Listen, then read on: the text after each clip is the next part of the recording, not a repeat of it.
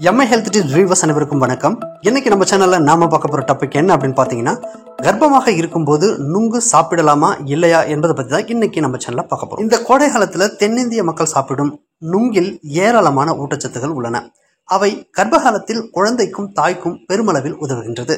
எனவே இந்த நுங்கு சாப்பிடுவதால் கர்ப்பிணி பெண்கள் எந்த மாதிரியான நன்மைகளை பெறலாம் என்பதை இந்த வீடியோல பார்க்கலாம்.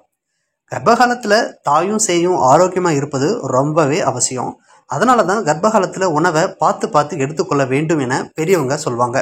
இதுவரை கர்ப்பகாலத்துல என்னென்ன பழங்கள், கீரைகள் மற்றும் காய்கறிகள் சாப்பிட வேண்டும் என ஒரு சில வீடியோல நம்ம பார்த்திருப்போம். இந்த பனை நுங்கில அவ்வளவு ஊட்டச்சத்துக்கள் இருக்கு. இதை கர்ப்பிணி பெண்கள் எடுத்துக்கொண்டால் கர்ப்பகாலத்தில் ஏராளமான நன்மைகள் அடைய முடியும். சரி வாங்க, இந்த நுங்கு நமக்கு எந்த வகையில உதவுது அப்படின்றத பார்க்கலாம். பனை நுங்கை கர்ப்பகாலத்தில் எடுத்துக்கொள்வது பாதுகாப்பானது என்று கருதப்படுது. ஏனெனில் இது கர்ப்பம் தொடர்பான பல பிரச்சனைகளை அகற்ற உதவுகின்றது. இருப்பினும் உங்கள் மகப்பேறியல் மருத்துவரிடம் ஆலோசனை பெற்ற பிறகு சாப்பிடுவது கூடுதல் நலனை கொடுக்கும். இது கர்ப்பிணி பெண்களின் செரிமான செயல்முறைக்கு உதவுது. பனை நுங்கை உட்கொள்வது மலச்சிக்கல் மற்றும் வயிற்று அமிலத்தன்மை போன்ற பொதுவான செரிமான பிரச்சனைகளை போக்க முடியும். பாலூட்டும் தாய்மார்களின் தாய்ப்பாலின் தரத்தை மேம்படுத்துவதற்கு இது உதவுகின்றது. குழந்தைக்கு போதுமான போஷாக்கை தருகிறது.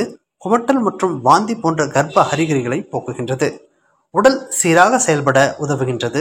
பழத்தில் உள்ள தாதுக்கள் மற்றும் உப்புகளின் கலவையுடன் இது உங்கள் உடலில் சரியான குளுக்கோஸ் அளவை பராமரிக்கவும் உதவுகின்றது.